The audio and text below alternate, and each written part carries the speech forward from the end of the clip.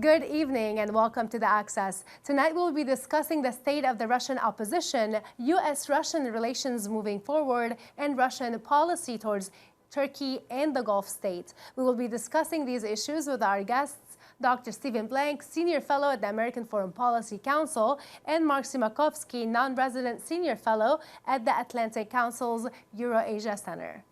Thank you so much both for joining us today. Thanks for having us.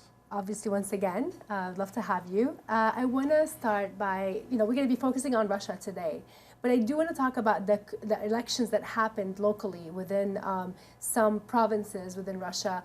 Was there infiltration by Putin's party and Putin's people within the results? I don't think that there was infiltration by Putin's party in the results. I mean, they lost in Moscow.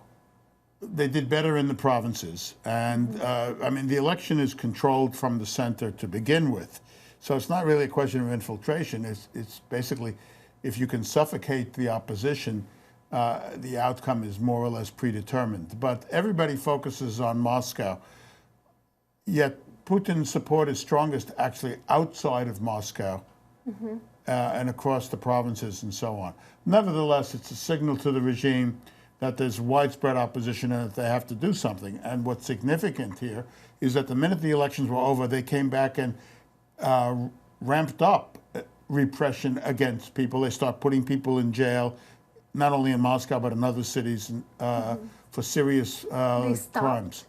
They had stopped before the election because there was too much negative publicity. But the minute the election was over, they went right back to it, and the repressions are continuing as we speak.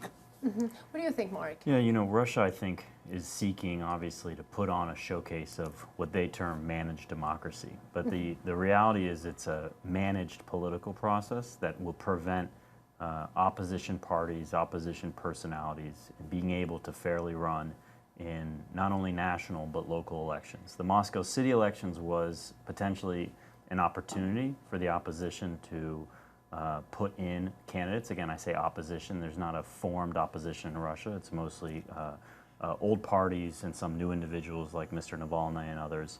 And the Kremlin has no interest and willingness to allow a platform for the opposition to have a place in any election in Russia. So the protests that were sparked, again, were a result of the Kremlin's efforts to ensure that these city council seats were not able to be accessed by anyone except their preferred candidates.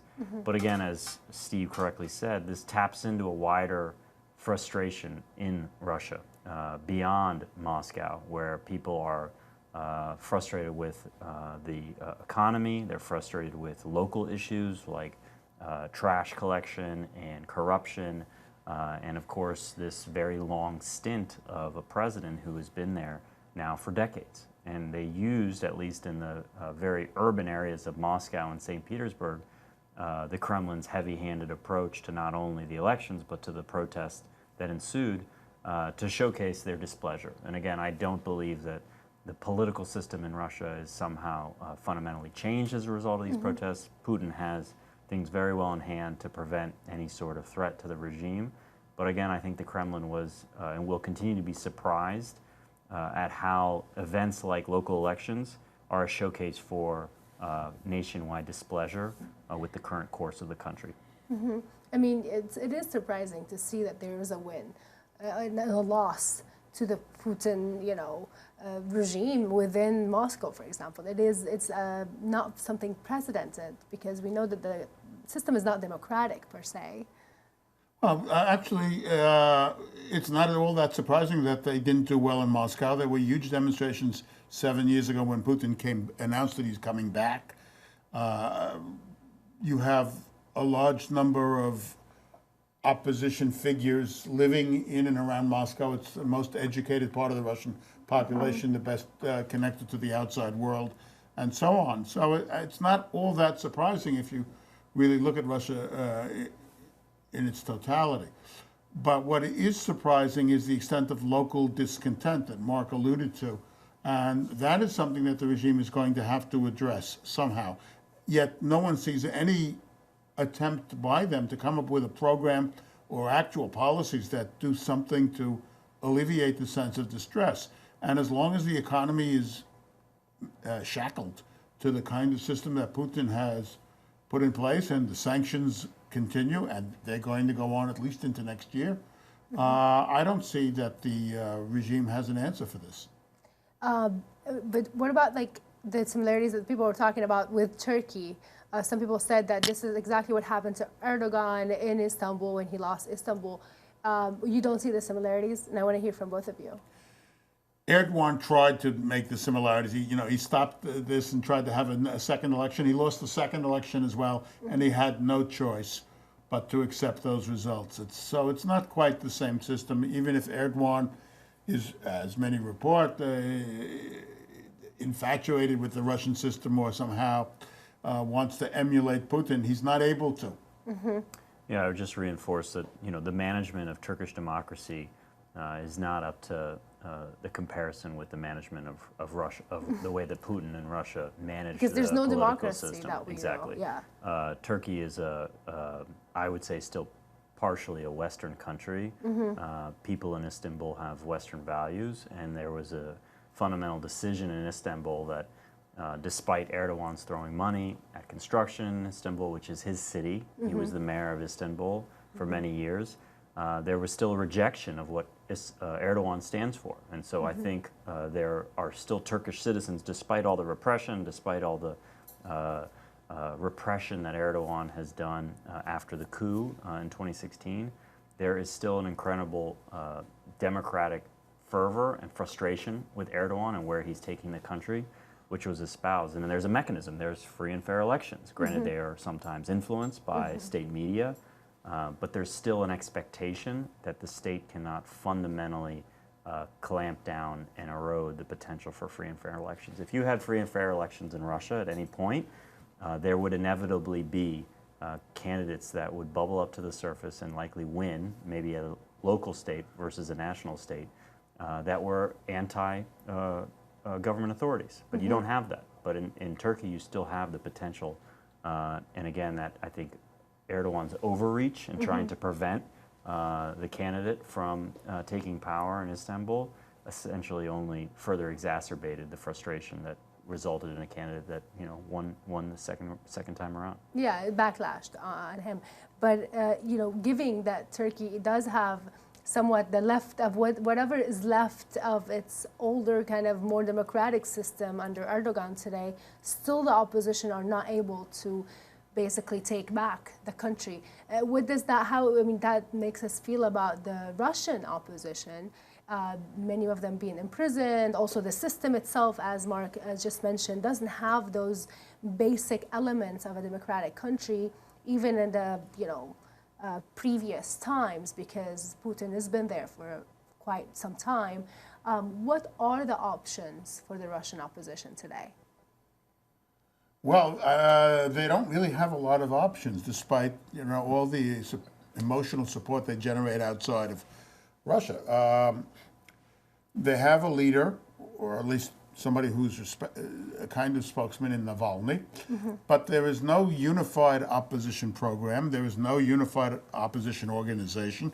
As Marcus said, they don't have access to the media in any kind of systematic way. Yes. And they don't control any kind of economic power, nor are the courts able or willing to support them. In Turkey, as Mark said, Erdogan lost the election in Istanbul partly because the courts found that the first one was an illegal verdict. So obviously his control over the judiciary is imperfect. Yes.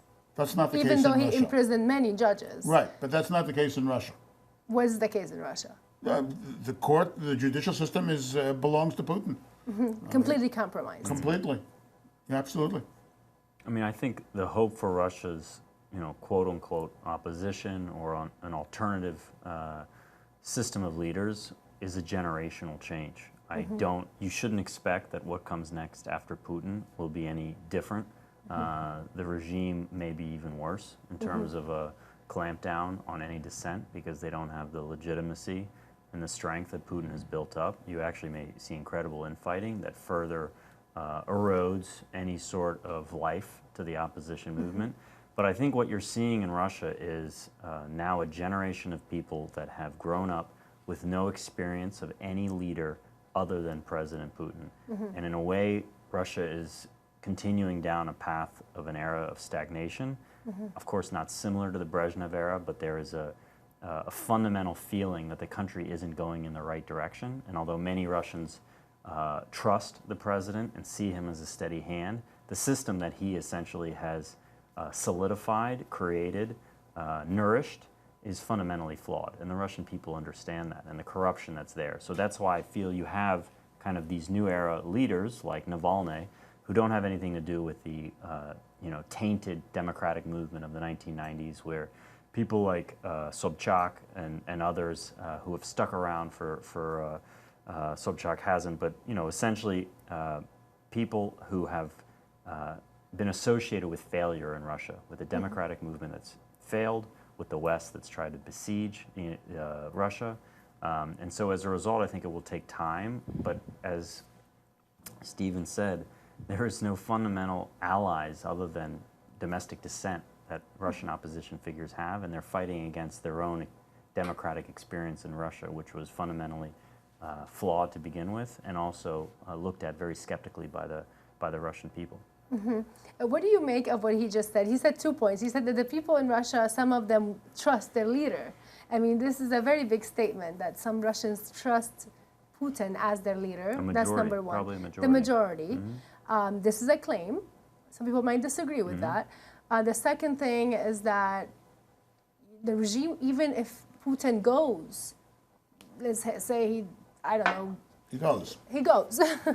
The regime will survive. The regime will stay in place, knowing that it's not really a regime based on or built on institutions, but on one person, which is Vladimir Putin. What do you comment on that? I have a somewhat different point of view, perhaps because I come at this as a historian. I think that when Putin leaves power, which will happen sooner or later, that the person who rises to the top will only get there after a prolonged process. And he, because it will not be a woman, will have to build a coalition of support from among the people who are there already. At the same time, they all know that the system is utterly corrupt and rotten, and that they all are aware of the socioeconomic pressures that are coming up from below. So he will be in the situation of reformers like Tsar Alexander II, like Gorbachev, even like the Communist Party in 1921, when the economy and everything were ruined and they realized they had to take steps backward. So they will try to institute reform from above. And when you do that, that is the most dangerous moment of all for the system, because then you create more demand for reforms beyond what you're willing to give.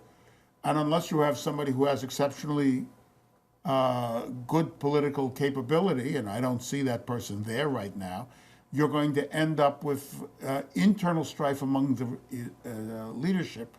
And either they're going to have to make a decisive move towards reform, or, to use the Brezhnev analogy, they'll get rid of the reformer, as they did with Khrushchev, and go back to some sort of stagnation. So that's my take on what's going to happen. But we have no idea how, when, and who are going to be involved.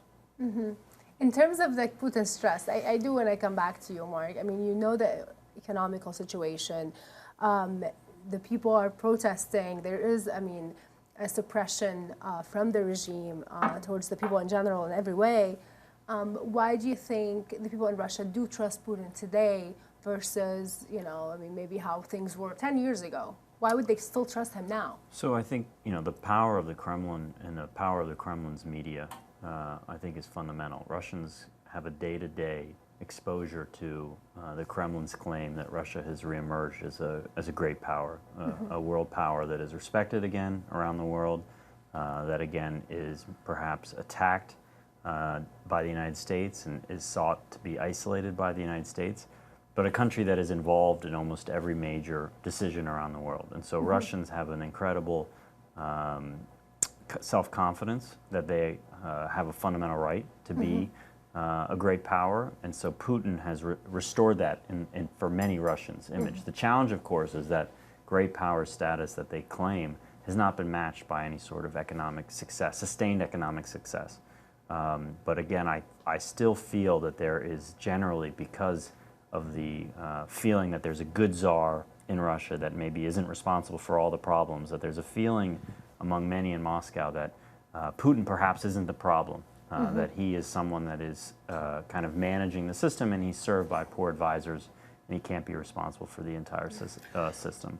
Yeah, but as Mark points out, what you have is a deeply ingrained political culture going back centuries that is afraid of upheaval and of major change, and that looks at the system as, well, the czar is well-intentioned, strong and capable, but he has terrible advisors and he has nobody to support him. And the real problem are these lower level officials, or to use the old term, boyars back in the czarist period, who are oppressing the people.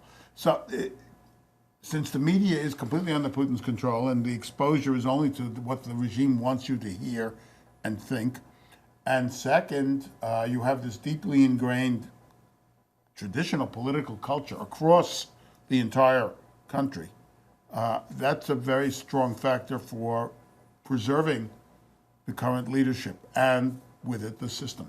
And some, I think, would, if you look at the global system now, Russia's quote-unquote enemies, many of which are, many Russians and President Putin has tried to showcase, are weakened now. So first, the United States. The United States has had at least a tendency in President Trump to change some of its policies. The President of the United States has been seeking to improve relations with Russia personally. Russia, But has he?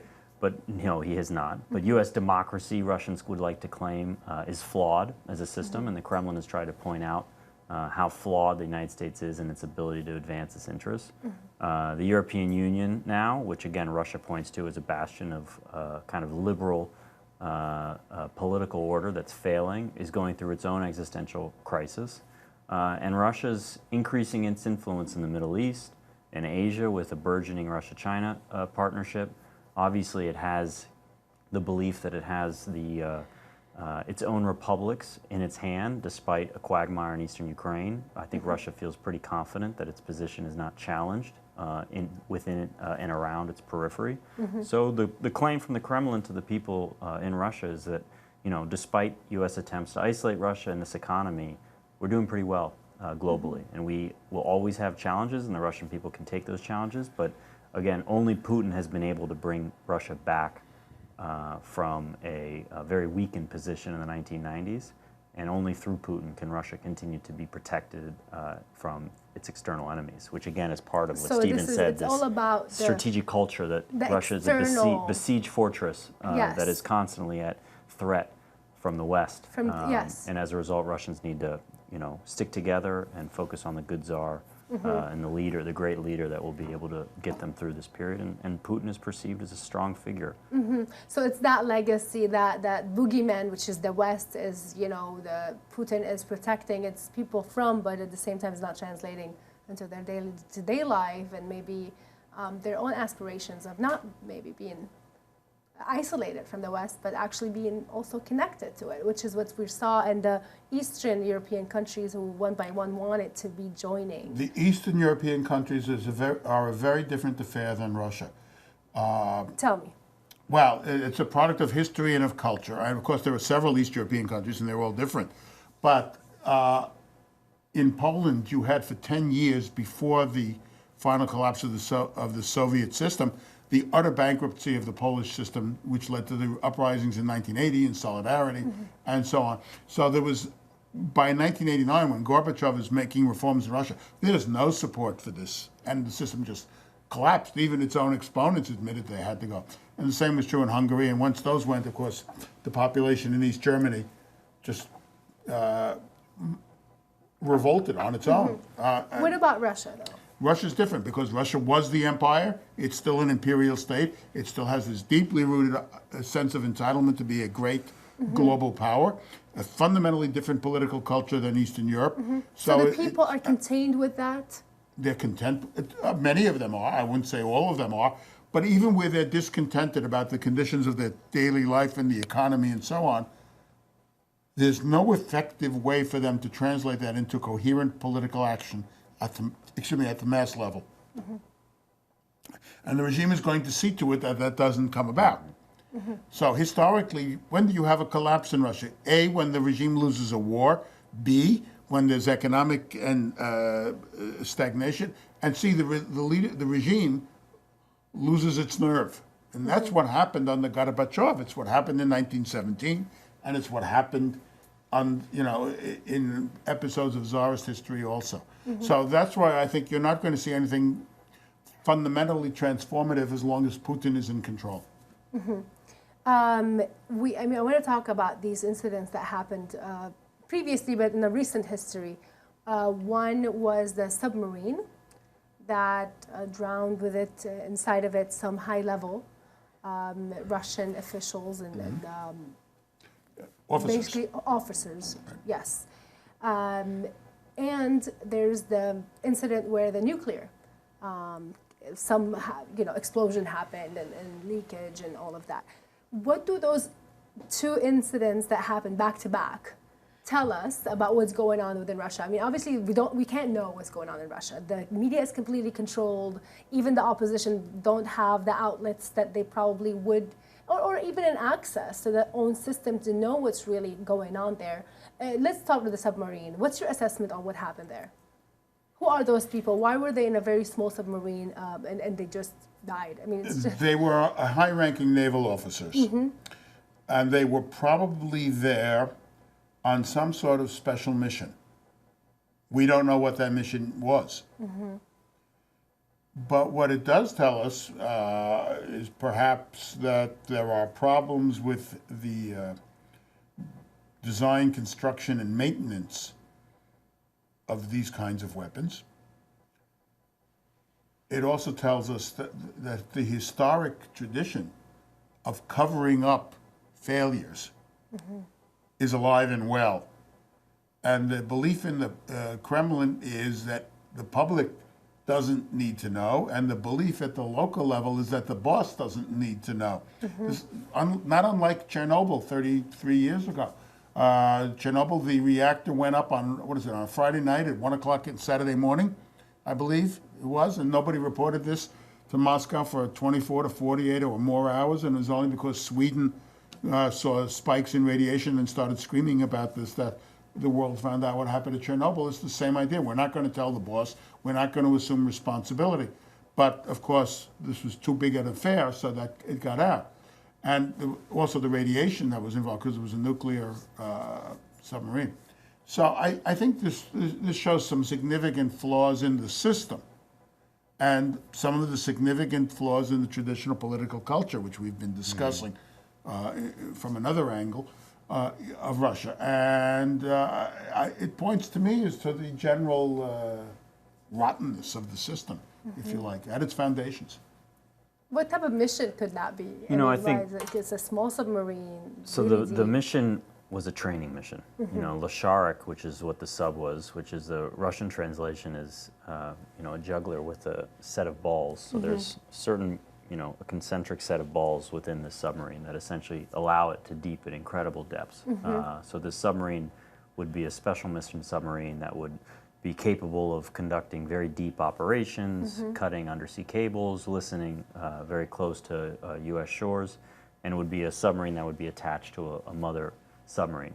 The very strange circumstance that there was many senior Russian naval officers on the boat, of course, in hindsight, probably wasn't the best idea, but also I think just points to the importance of this capability and the importance on a national level of this capability and wanting, your most senior officers on board to either understand it or be prepared to lead this capability in the future. Look, Russia has military accidents every single year, if not every single month or every single quarter. Of course, these two accidents happened very close in proximity. They were pretty significant in terms of loss of life. The second accident being, again, likely a test of a very significant capability, a potentially nuclear-powered missile. But again, Russia is modernizing its military. It has very serious capabilities, but it has a very aging infrastructure. as well as, I think, more potential for accidents than some other militaries because of this aging infrastructure. But what should we draw from it is exactly what Stephen said. A lack of transparency, trying to suppress any information, not only for external audiences, but primarily for domestic audiences, because of the fear of what you essentially imply, which is, what does this say about the regime politically? What does it say about its ability to protect the country's national security, protect the lives? Right. This is a piercing of the invincibility of the Russian military machine, which everyone knows there is no invincibility. You know, Putin's first disaster was the Kursk submarine that exploded in 2000, whose rescue operation was completely mishandled. So as a result, any accident that, you know, costs Russia life really gets to almost the potential democratization, where the people get frustrated with the system, and they believe that maybe things aren't under as control as the Kremlin likes people to imagine. Another point here is that if you look at the Loshadik submarine and the mission that it presumably was intended to carry out, it speaks to the ambition, or ambitions, plural, of the Russian military. Submarines are the best equipped aspect of the Russian Navy. Their submarines are of a much higher quality than their surface vessels. They are being equipped with capabilities that are far in advance of anything that was true under the Soviets. And this one apparently was being groomed to carry out very dangerous and high-level missions far from home. So on the one hand, it speaks to the lack of transparency, the lack of maintenance, and poor training, and so on. But on the other hand, it tells us that they have a very expansive view of what they want to accomplish militarily. And that makes things even more dangerous. And that, I think, is a great point in terms of the willingness to accept risk. When you are willing and need to deploy capabilities faster, farther, and deeper from Russia's shores with very advanced weapons, there's going to be heightened risk as you test them. And the Russians, I think, are willing to take that risk. This should not somehow and will not change their approach. But again, I think the scope at which we've seen two accidents points to exactly what Stephen has said. This is a country that is seeking to expand its global reach and will use its military first and foremost to utilize that objective. Going back to the American-Russian relationship, after the ousting of John Bolton, first, what do you think of who was actually replacing him today? Robert C. O'Brien, who's also a former George W. Bush official who worked with John Bolton at one point before as well. What does it mean for the U.S.-Russian relationship, given that John Bolton was very, openly aggressive towards Putin and towards the Russian policies and interventions abroad? Well, frankly, I don't know, because not much is known about Mr. O'Brien, and not much is known about how Mr. O'Brien intends to function in this office, or how President Trump will let him function. The problem with President Trump here is that there is no policy process, and has not been for some time, and there's no real predictability of policy. Policy is made up by tweet. Increasingly, it's going to be driven by whatever he perceives his needs for re-election are at any given moment. And so on the one hand, he tweets out that he wants better relations with Russia. He talks about bringing Russia back into the G7 and bringing it back as a G8 as it was 20 years ago. On the other hand, we're building up NATO. We're giving money to Ukraine military. We are imposing more sanctions. Yes. So it's impossible to predict what Mr. O'Brien can or will be able to accomplish or just simply do in office. I think O'Brien, I agree, it's too early to tell what the implications of the policies will be. I do agree that Bolton was hawkish on Russia, was someone that likely the president disagreed with on Russia policy and was seen as a potential obstacle in the president's ambitions to improve U.S.-Russian ties. O'Brien, I think, is a traditional Republican, conservative national security figure. Look at his past. He worked in the Bush administration. He was on the Romney team several years ago as an international organization expert. He has private sector experience. He was not picked because of his, I would say, vocal support of the president or his past experience, though. He was picked because he was essentially someone that other key figures in Trump's national security cabinet could get along with and wouldn't necessarily be as difficult of a personality to deal with as Bolton. He doesn't have his own political base. He also, I think, is more inclined to focus on fixing the national security interagency process, which was not broken, it just didn't exist under Bolton. There was not an interest in facilitating and brokering different opinions from the different national security agencies. I think that likely will be O'Brien's at least initial attempt, is to try to reinsert a traditional national security infrastructure. But does that matter in the end when you have a president who really isn't interested in kind of hearing all the views of his advisors? He has an instinct. He wants to move out on that instinct.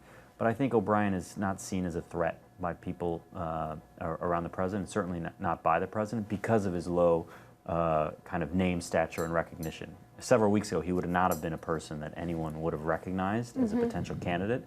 And I think the president was comfortable with that. I think he's moved away from some high-profile national security figures that he, at some points, perceived as potentially being too much out in the public eye when compared to his own need to be the #1 decision maker in the United States. In terms of like how, you know, President Trump is being talked about as somebody who wants to have a good relationship with Russia. He says he wants to have a good relationship with Russia, but still we see the more tough position on Russia in terms of sanctions and other issues more than the previous administration. I mean, we still can make that comparison, that the Obama administration was actually more lenient on Russia in practice than the Trump administration. Would you comment on that? I mean, I think you have 8 years to judge the Obama administration on its approach. Those years primarily were manifested by the beginning by a reset policy, which was intended to improve ties with Russia, focus on strategic areas of interest like nuclear arms reductions, Afghanistan, that I think underestimated the threat that Russia held and which would ultimately have costs to U.S. national security interests. But in the end of the administration, I think, understood and started to change its approach, but it ran out of time. And I do agree that it was not as tough as it should have been and as earlier as it should have been with dealing with the threat that Russia presented. And this administration, of course, you have had, despite a rhetorical ambition by the president to improve ties, there are so many fundamental obstacles at play, partly because his own cabinet understands the threat from Russia, and also because there's a Congress that has fundamentally mistrusted the president and his ambitions toward improving ties.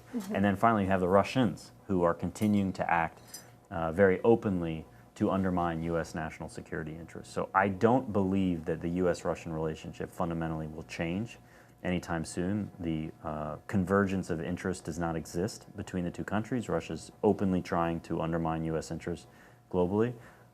But you're right, on many instances, this administration has taken some steps that the previous administration has been unwilling to do, such as arming the Ukrainians, expanding the scope of sanctions. But some of that expansion of the scope of sanctions was not because of this administration, it was because the Congress forced it to do so. Do you have a comment on that? Because I can also... Well, I largely agree with what Mark said. The Obama administration follows a trajectory which, as Mark correctly stated, starts out with the reset, and after the invasion of Ukraine, there's a substantial turn in the opposite direction.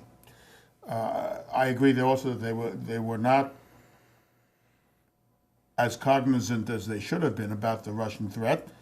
And in this administration, the policy has been much tougher, exactly for the reasons Mark says. Major congressional support, major institutional support within Pentagon and State Department who recognize Russia as an adversary. And for that matter, Russia's not willing to make any concessions to the United States. I doubt very much that the Russians are prepared to give up their campaign to undermine Ukraine as a state, for example. They're certainly not going to get out of the Middle East to please us.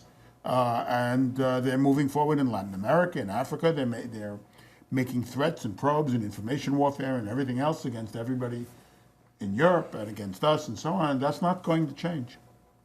Russia's been trying to have basically a good relationship with everybody in the region, in the Middle East, with the Saudis, with the Gulfies in general, Egypt, interfering in multiple countries, with Iran, obviously. But until when can Russia, in your opinion, hold on, and Putin specifically, hold on to this very good relationship with all, while the situation is obviously escalating and it's becoming much more polarizing, that it might be a little bit difficult for him moving forward? How would you respond to that? Well, off the top of my head, I think he can do so until and unless there's a war against Iran. Mm-hmm. If Iran is involved in a major war, not the kinds of things we've seen up till now, which are probes or bombing in Saudi Arabia. But full-scale conflict. If that happens, then Russia has to choose. Mm-hmm. And I don't know how they will choose. It'll also depend on the way things reach that stage. But so even now, they don't have to choose. Right now, they don't have to do. What they're going to try to do is find a way for this latest crisis to go away or be resolved without a conflict. But they are between Israel and Iran. They are trying to be as well between Saudi Arabia and the Gulf and the United States and Iran. Mm-hmm. They are fully aware that they need Iran's cooperation because in Syria and in the Middle East, because Russian policy in the Middle East cannot succeed without an ally or a partner. Iran has been that partner much more than anybody else. Mm-hmm. And to the extent that the Iranians carry out policies that ultimately drive everybody to attack it, not just to oppose it, then it becomes very difficult for Russia to sustain that position, because then it's on the other side of everybody besides Iran in the Middle East. Mm-hmm. I mean, Israel is the exception of the rule, because Israel was able to also continue its campaign against Iran while Russia is in Syria, despite the S-300, despite everything. Russia basically does not interfere when Israel is targeting the Iranian militias. But do you agree with Stephen that this is something that Russia could continue doing unless there's an actual war against Iran? Yeah, I think Russia can sustain its diplomacy in the region, which is mostly engagements that further Russian national security interests, particularly economic interests. Mm-hmm. Russia's attempts to kind of be in good graces with everyone is partly because it wants to sell arms to anyone and has no interest in shielding certain countries from its engagement, because it believes there's economic advantage, and as well there's an ability to at least perceptively undermine American interests if Russia is involved everywhere. And Russia is a convenient alternative to U.S. Mm-hmm. power. So if Egypt is having a problem with the United States, it's very easy for the Egyptians to utilize a trip from Russia to showcase its displeasure. Same thing in Qatar or in other areas where Russia is potentially selling significant arms. So, but does that engagement result in real influence, where Russia is a broker for huge national security discussions and debates? Not necessarily. Obviously, in Syria, Russia is first among equals in its ability to influence the events on the ground. Mm-hmm. That's partly because of its willingness to use force. Mm-hmm. But Russia is not critical to the Middle East peace process. I would say Russia is not necessarily going to somehow prevent a conflict between the United States and Iran if this is where this is going. So in many ways, Russia is still a bystander in the Middle East, mm-hmm. But of course it has influence, and part of that influence likely will be sustained as it tries to further its interests with all these countries in the region. But as a result, it's not the dominant power in the Middle East.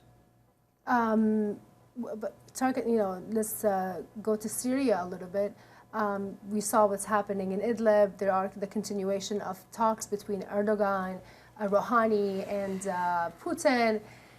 There was the conference actually just happened, but there's nothing that's been accomplished. They're meeting. Basically, Turkey is unable to stop the Russian aggression against the province of Idlib. But what is going on there? I mean, until when could Turkey try to play that role, that they're somehow involved in trying to not allow Russia to do something, but they keep meeting, and Russia doesn't deliver anything to Turkey and continues its campaign regardless? Stephen? Well, that's a good question. Turkey's objective here is fundamentally bound up with its attempt to suppress Syria's and Kurds, whom it thinks are in league with its own Kurds against the government in Ankara. They just started an agreement with the United States. 150 American soldiers, I believe, are going to be patrolling against, is it ISIS, if I'm right, with the Turks. That may lead to more. The problem is Putin got up and said that we are opposed to anybody having a sphere of influence in Syria. That means everybody but Russia. He can't stop Iran, and Iran has an enormous influence in Syria and even in Lebanon, but he can stop Turkey, and that's really what this is going to come. Ultimately, I think the Turkish and Russian objectives in Syria are incompatible because Russia has no a priori reason to suppress the Kurds. Indeed, Russian governments have been using Kurds against Turkey going back to the 1890s. So they also know that if the Kurds in Syria are not on board, they will make trouble for the regime and there'll never be any stabilization inside Syria. And Syria is such a nightmare anyway that they need all the help they can get to bring about some sort of stabilization. So this game is going to continue for some time. I think the greater danger with regard to Syria is not with Turkey and Idlib, but between Iran and Israel, because the Iranians do not seem to be willing to be deterred from their attempt to put bases in Syria and Lebanon and threaten Israel. And no Israeli government, whether it's Netanyahu or Gantz or some other person, is going to accept that. And Israeli public opinion is quite united on that scale. So that's the real elephant in the room, I think. Yeah, I think the only thing to add is, Russia's success in its intervention in Syria is that it has essentially become the arbiter that all sides both can and will speak with. So both Turkey, Iran, the United States, all can engage and have to engage with Russia because it has boots on the ground there. And so I think that will continue. But again, you shouldn't somehow see Russia as an arbiter that's going to see any sort of political settlement or solution in Syria. What you're going to see is continued Russian attempts to solidify Assad, either through military means or through this trilateral diplomacy between Turkey, Iran, and Russia, which again, the objective is to ensure that Assad stays in power. And again, the problem, of course, is he's staying in power over 60% of a country that's destroyed.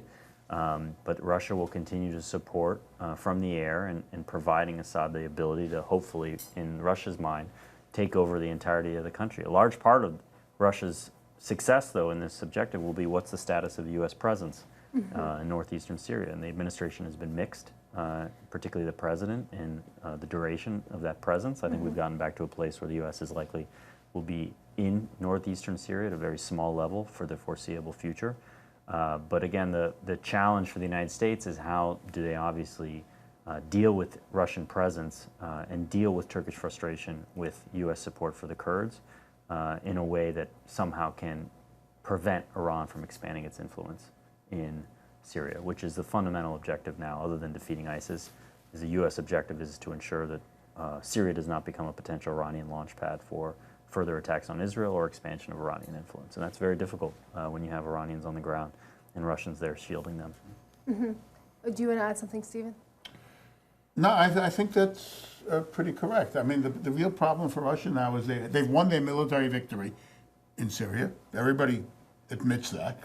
The problem is to translate that into some sort of lasting political solution, and that's much more difficult. But Idlib still is a question. Idlib is a question, but I mean, Idlib is part of a larger question. Is how is Syria going to be organized? What is going to be the role of minorities like the Kurds in Syria? Can Assad actually rule Syria and bring some sort of stability and true pacification, true peace to Syria? Can there be reconstruction? The longer this goes on, the more Russia has to sit there and preside over a situation that cannot be resolved. It's a victory, but it may be a Pyrrhic victory, because as long as Assad is there, the West and the United States are not going to support any reconstruction of Syria. Now Russia is also, there are allegations that Russia is involved in Libya. Do you have an idea about what Russia is doing in Libya today? Yes. The Russians are sending both small numbers of Russian troops as well as these private mercenary groups like the Wagner Group, which we can talk about. They are also engaged in trying to rig elections in Libya. Mm-hmm. And they're trying to do this actually all over Africa. In Africa and other countries? Yes. Are you talking about North Africa? Not only Nigeria, for example. Mm-hmm. They're all over the Central African Republic. They are trying to build, I think, a sphere of influence in Africa that will again demonstrate to the world that Russia is a great global power, and that will also transform the regional situation in Africa so that the Russians can then use that to leverage their global standing vis-a-vis China, U.S. and China is doing the same thing in Africa. China, yes, but China has many more cards to play because the Chinese are able to invest. Yes. Uh-huh. There are problems with that to the extent that I understand what the Chinese are doing in Africa, but they have lots of money. Mm-hmm. So they can actually build something constructive. What the Russians are doing is they're offering nuclear energy. I think they're talking to Uganda. They've talked to Ethiopia about nuclear energy. You ask yourself, what does Uganda need nuclear energy for? Mm-hmm. Or Ethiopia? Why? No good answer comes to mind. Mm-hmm. The Russians are seeking bases in the Mediterranean and in the Red Sea, and those African states that have a shoreline or a coastline in the Mediterranean and the Red Sea are being solicited or are soliciting Russia for bases in order to maintain political support at home against insurgents and so on. Mm-hmm. They're making arms deals, their energy deals, and so on, because I think this is part of a strategic program of action to create an enduring Russian sphere of influence in Africa as well as in the Middle East. So North Africa plays in both aspects of that. But that's what's happening. And what's happening in Libya is not unlike what's happening elsewhere. So it's the same thing. It's basically military. It's military, political, and also ultimately what they want to be able to do is bring in a pro-Russian government to Libya so they can make energy deals, sell it arms, and get a base in Tripoli or Benghazi. Yeah, I mean, I think Russian support for General Haftar is essentially a reset of Russia's ability to find and seek and expand its influence in Libya. So that Russia felt burnt by the U.S. removal of Gaddafi. Gaddafi was a very friendly partner of the Russian Federation, and his removal from the Kremlin's perspective, undermined Russian influence in North Africa. So you pick a client that potentially has the ability to take control, provide that client defense equipment and diplomatic support at the UN, and ultimately that client will be more amenable to supporting Russian interests in the future. And so I think they've picked their patron in Libya and have supported him pretty consistently with the objective that he would ultimately be the candidate that would reintroduce Russian influence in Libya. And so I think Russia, what it's trying to do there militarily in the Central African Republic with advisors is, again, to find regimes that are supportive and amenable and need Russian both economic and military and support to further their interests. And so as a result, I think you're seeing kind of ripe grounds for this as countries in the region look for finding ways to sustain themselves. Yes, there was an article in the Russian press very recently. Talked about the need for Russia to pursue a policy across Africa, that is both North Africa and Sub-Saharan Africa, that resembles the old French policy of francophonie, French Africa, that is the close connection that France had with its former colonies after they became independent, but where France was really the security manager, if you like, or arbiter for those states. And that's sort of what Russia's trying to do now, whether it's North Africa, Sub-Saharan Africa, or places where they want to gain influence, like Nigeria, where they were invited in. They invited Russian hackers to rig the election against one of the other parties in Nigeria. So even the hackers have a market today. It's a big market for hackers. Go to Moscow if you need help. Right. A lot of democracy. Moscow, Pyongyang, Tehran. Mm-hmm. Well, I guess we're going to be continuing this conversation in a later time. Thank you so much both for joining me today. I would love to have you again soon in the future. We look forward to that. Thank you. Thank you very much. That was it for tonight's episode. Thank you for watching. Good night.